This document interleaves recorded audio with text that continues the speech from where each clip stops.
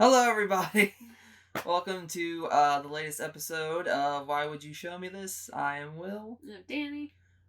And this week, we kind of watched Visitor Q.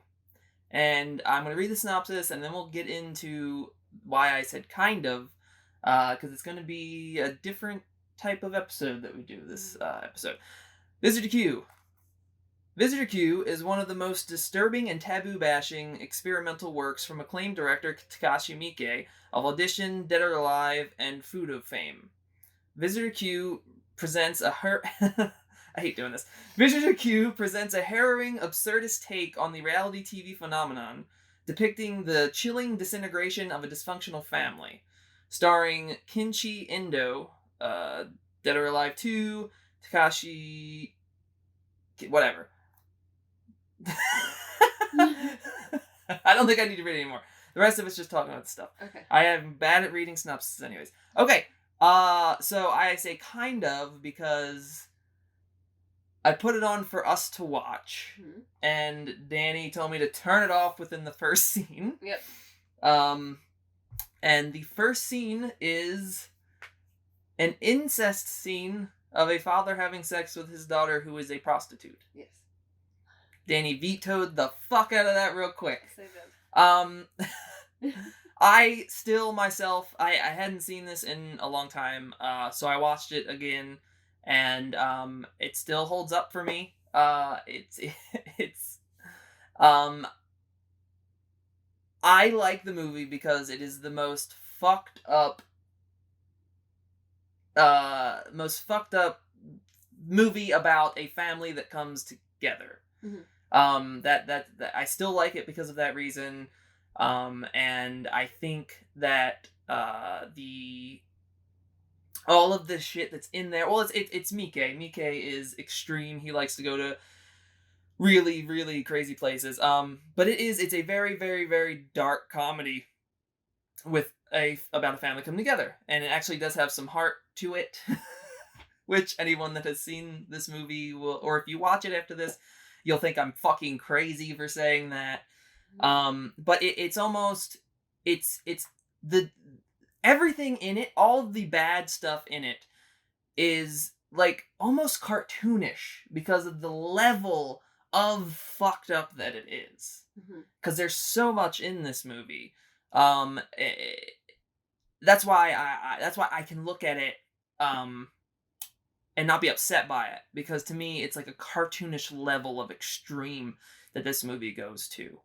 But that's pretty much all we're gonna say about the movie, because Dani didn't watch it. Mm-hmm. What this episode is going to be, it's going to be more of a discussion on films like this, Visitor Q, another Miike film, Ichi the Killer, Sallow, a Serbian film. All of these very extreme films and the divide that they make in between moviegoers. I will watch all of these. I've seen all of those movies. I've liked pretty much all of them. I don't think many people will understand why I like Visitor Q or Sallow or a Serbian film. Dani really does not. No. I can watch these movies because they are a movie. I know that it's all fake. These are all actors. These things did not happen. Why do these movies upset you? Were you not ready for that? No, it's just, you were talking for so long. Yeah, I'm sorry. I was just explaining. I'm just explaining kind of what the episode's going to be, you know? Yeah. I wasn't really able to articulate it to you before when you asked me. Yeah. I don't watch upsetting things. I don't put myself through that. If I don't like what's going on, I'm not going to watch it. Yeah. And if this is the first scene in this fucking film, I'm pretty sure I'm not going to handle the rest of it too well. You know what I mean? No. And also, something that you don't talk about and didn't mention about that scene is that it lingers. Well, yeah, it is. So That's it's not 10 minutes. Yeah, it's not a quick scene It's at not. all. No, it's 10 minutes. It's a full act Yes. in its entirety, and Yes. it's too much. Because he also doesn't mention that she's super cavalier about it, and actually seemingly kind of like thinks it's funny Yeah. that it's going on, and Yeah. that's fucked up. Yes. He's filming it. He is filming it. Which is also fucked up. I mean, it's just sorry, it's too much. There's no merit to that to me. And I understand your way of thinking because this is a film that I don't think anyone else I know likes. I'm pretty sure I am. Nobody in my inner circle. None of my friends that have seen this movie like it. Even when So Jared doesn't like this movie? No, he doesn't. Even when I was a teenager, and I liked this movie, all of my friends, even if they like Miike's films, they do not like this movie. No. And I understand. I understand it's acquired taste. I understand that it's too extreme for some people. But it's just I don't know. I like to see the extremes in movies. I can just disassociate because it's not real in my mind. And also, I think the Visitor Q, like I said in the beginning of this, it's just so over the top. It's hard to take it serious. Well, you asked me why I'm able to listen to true crime stuff, yes, watch that, and not be affected by this. Yeah, explain. I mean, you really like true crime. I do. I mean, like most white women my age like true crime. They just do.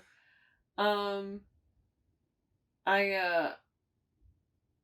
true crime, you're not shown it very often. Yes. There might be like reenactments of stuff, photos sometimes, yeah. But you don't see anything that's like super graphic most of the time. Mostly it's just described, and it's not described in graphic minute detail because it can be sometimes. It depends on what you're listening to. I don't have a tendency to listen to that kind of stuff. I don't have a tendency to listen to stuff that lingers on those descriptions because I don't need that necessarily. Yeah. And with this, I understand that it's fake, but I still have to see it. I still have to witness it. Yeah, it's presented to you. You're watching it while it's happening. There's a difference between listening about a grisly real murder and watching it happen. Yes. Yeah.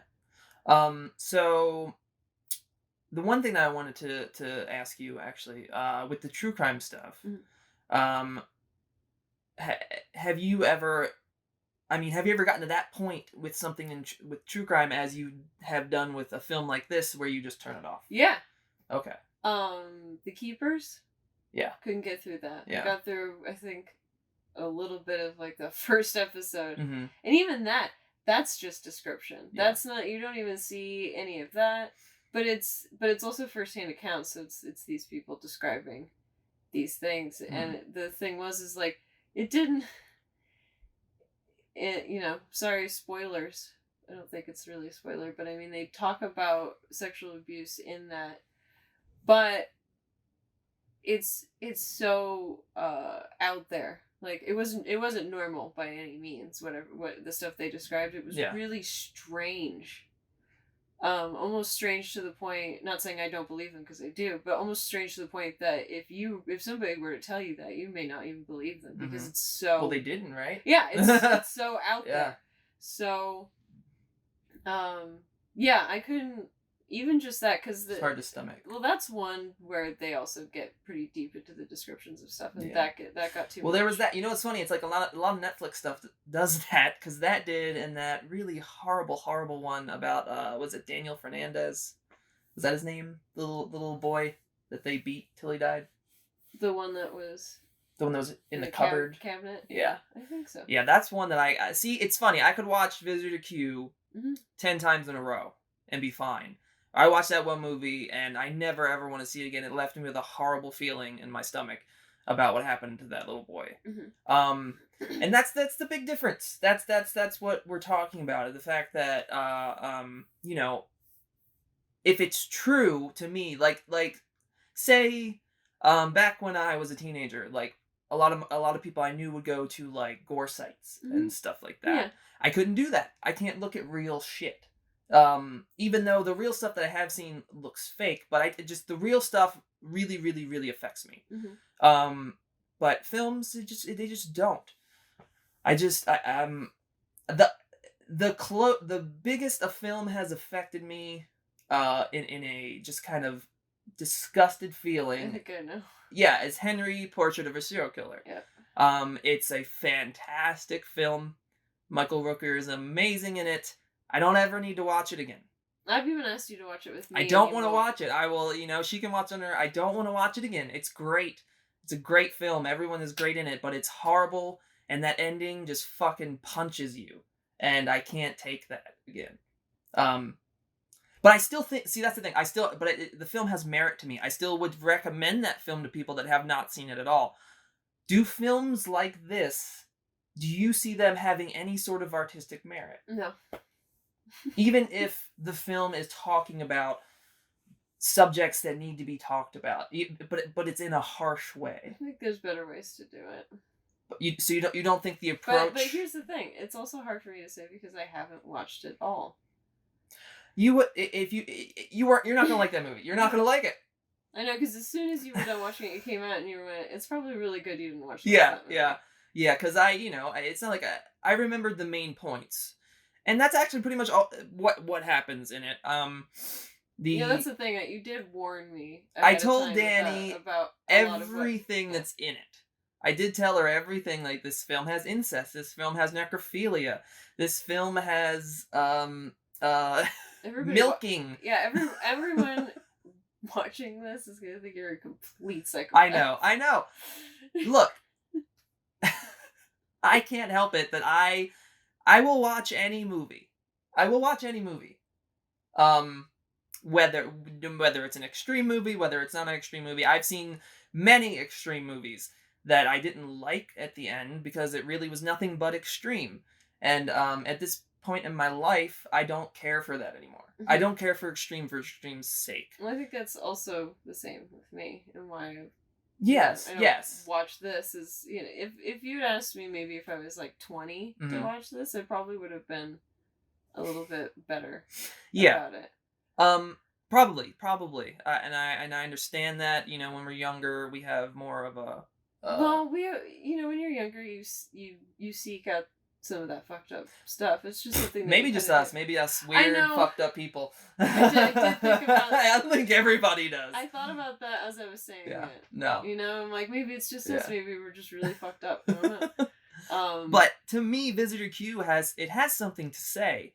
It has a message it's trying to convey. I imagine it does. It's not. I mean, obviously, I think.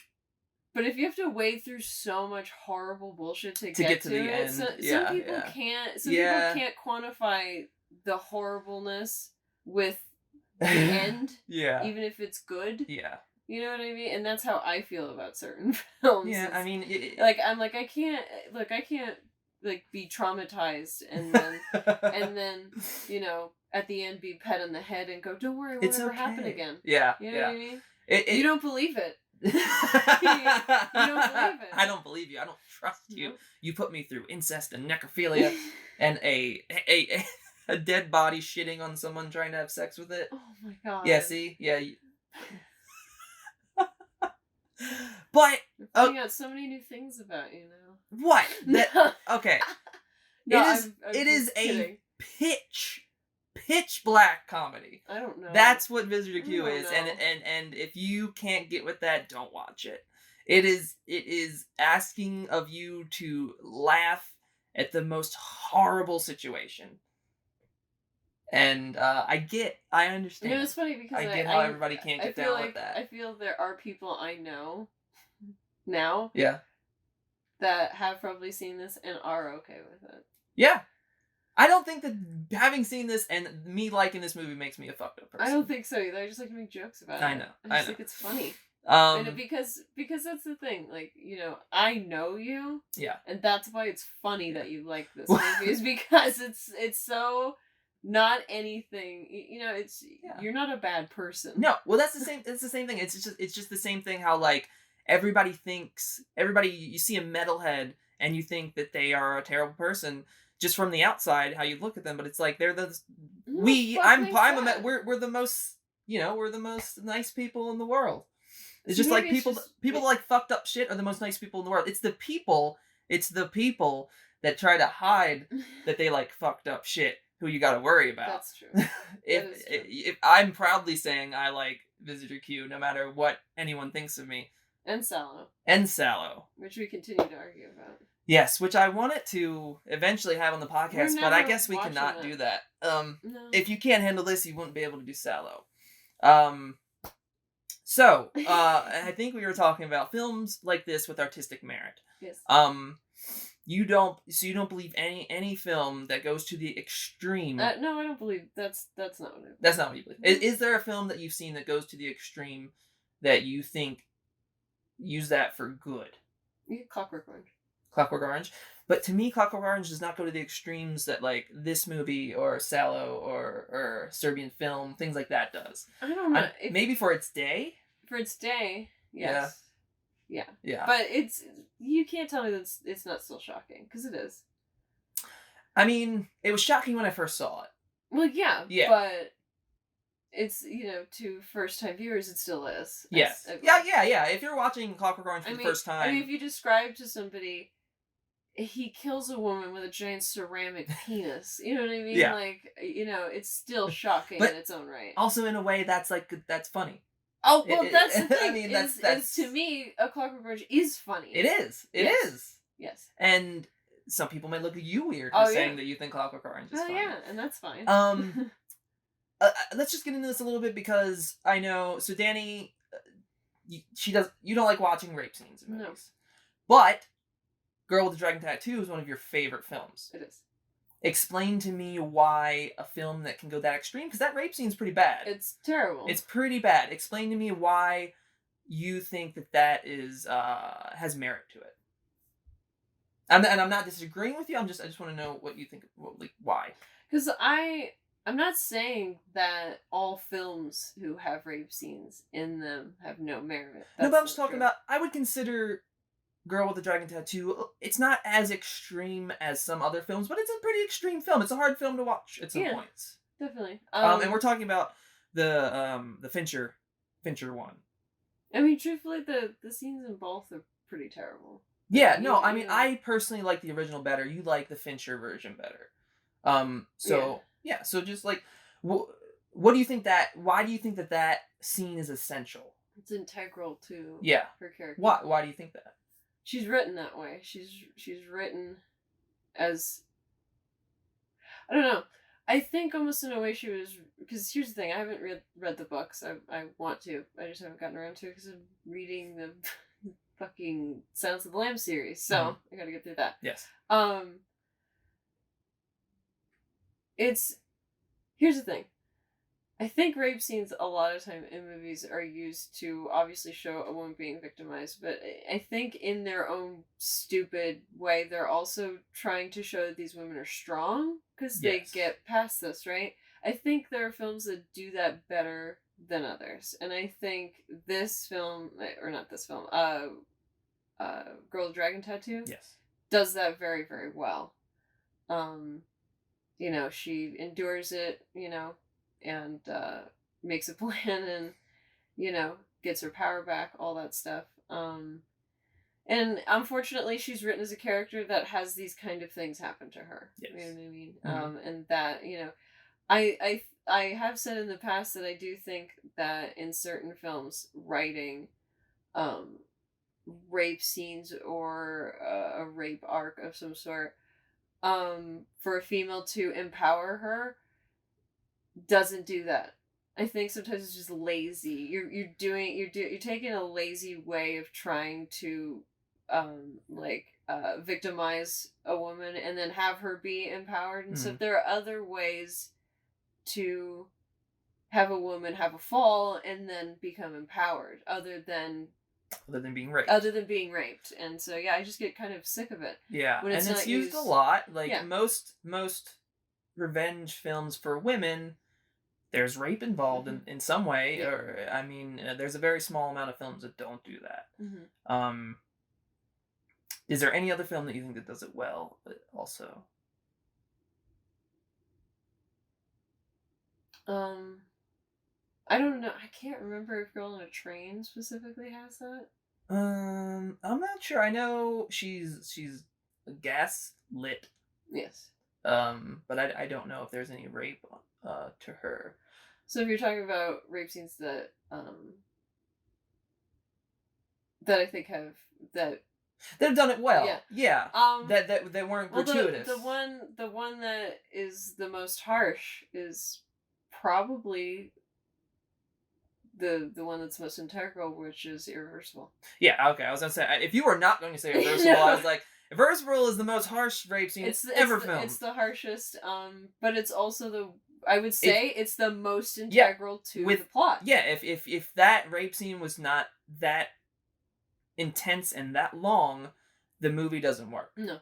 And that's why that is such a great film, but it is also a film that's very hard to watch. Well, that was I think that was probably one of the first Gaspar Noé film you saw. Yeah. Yeah, and well, he's the king of provocative. Well, that's the thing is I mean that's the quintessential scene. You know, yeah. I mean, everybody knows that. Everybody knows that scene. Even if you haven't seen the film, you probably know that. If you know anything about Irreversible, you know that the rape scene is 10 minutes long. Mm-hmm. And it's. I mean, I truthfully don't even remember getting through all of it. Did you stop the whole movie or did you fast forward through it? I mean, truthfully, I don't remember the whole movie. Well, you know, there's a lot that happens in the movie.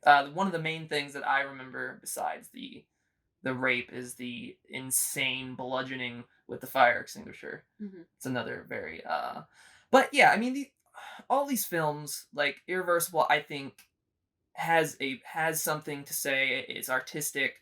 While it is extreme, there is something that he is trying to say with that movie. And I think that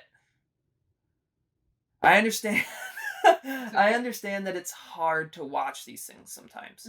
Mm-hmm. Maybe in the case of Visitor Q, I mean, it does have a message, but I'm not sure if that message is something like Irreversible's message. Irreversible's message is much more hardcore, and you know, it's trying to talk to you, to show you how terrible this act is. Mm-hmm. Where Visitor Q wasn't really doing that. No. Visitor Q was kind of showing you these things, and I mean, it's supposed to be a dark comedy, so it's just trying to have an overall message. I really think that Visitor Q, because Visitor Q, which you didn't get into, Visitor Q is a character. No, I know, you told me. Okay, yeah. So he comes into this family's life, and he basically, I think he kind of represents love in a way, because there doesn't seem to be any love in the family at all. The dad is not paying attention to his wife. The son beats up his mother, and there is no love there. The son is also getting bullied at school. The daughter has gone off on her own, and she is a prostitute. There's no love in this family. No. So he comes out of nowhere, and he brings it back into this family. Mm-hmm. So you had to say something. I mean, it's hard to watch these things, but I think that if you do watch these things for the movies that deserve it, mm-hmm. you know, don't just watch torture porn. You need to watch a movie that's a good film that has a message. But sitting through these things, I think it's worth it at the end of the films. There was another one. The Woman. Yeah, The Woman is a great film. That it has a message, and there is terrible things in the movie. There's lots of terrible things. And lots of terrible things. In that movie too. But it has a great message to it, and I really think everybody should watch it. In the ending, you know, it's one of those things where it's like, you know, you're gonna see and experience these horrible things, but don't worry, the ending is gonna kind of redeem it all. You know, a little bit. I mean, it is hard for movies that you watch all these terrible things and the ending is just like, nah, fuck you. Mm-hmm. like Henry. Henry is like that. And that's why it's a great film, but it's so hard to revisit. I think that's what I have an issue with, is when I have an issue when films portray horrible things happening. Yeah. But it doesn't take that tone. Yeah. It's like, as long as it's acknowledging that what's happening right now is horrible and wrong and all of that shit, I can probably get through it. But that is definitely not the tone that I got from Visitor Q in the beginning. No, but it is. Visitor Q has a much better ending than, say, like a Serbian film. The Serbian film is another one where it's just shit, end with shit. Yeah, you do not feel good at the end of that. Redeeming quality to it. And see, with that film, I like it because I've heard the filmmakers talk about the reasoning behind their film, and it's a very political almost kind of thing to do with their country. No, I think they use it as an excuse to just make a horrible thing. Sure. I really do. Okay. I think that was pretentious bullshit that they were spouting. It could be. I mean, it very well could be. I don't believe that at all. I don't believe that was their intention in making the film. I think, that they had to come up with some sort of, reason that sounded good for making such a horrible for making a horrible film. There's lots of horrible things. So that happen in that movie. that film can go fuck itself. And that's fine. That's totally cool. I understand. Mm-hmm. But it really interests me the differences that we do have in films. The how I can disassociate in between the horrible things happening on screen, and it just affects you so much. It does, yeah. It's very interesting to me, and I know that there's a lot of other people out there the same way.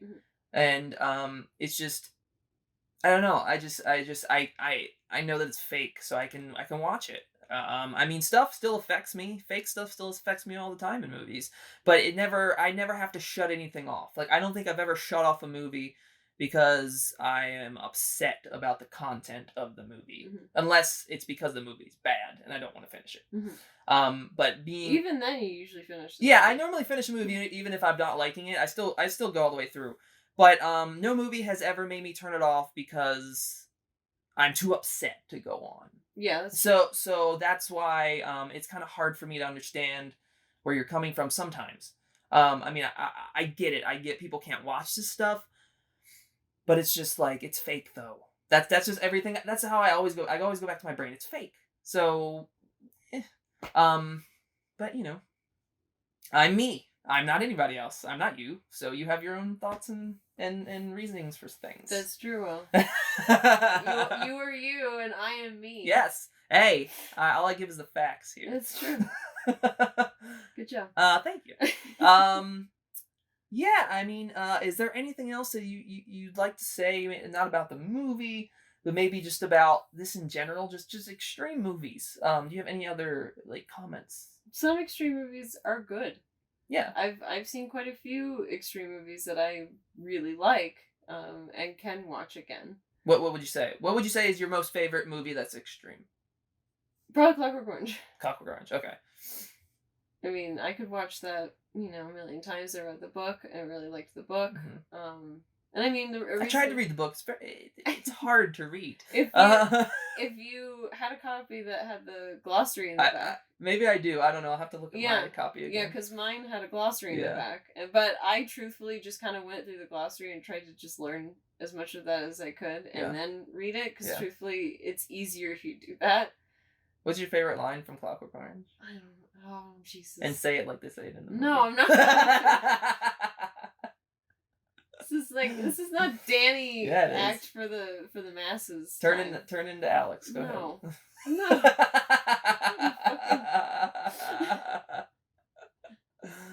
Oh. Well, all right, cool. Hopefully you guys enjoyed that. I didn't want to not do an episode on this. Because but he also didn't want to force me to watch it. No. So, okay, when Danny was upset, I said, hey, we can fast forward to any scene you don't want to.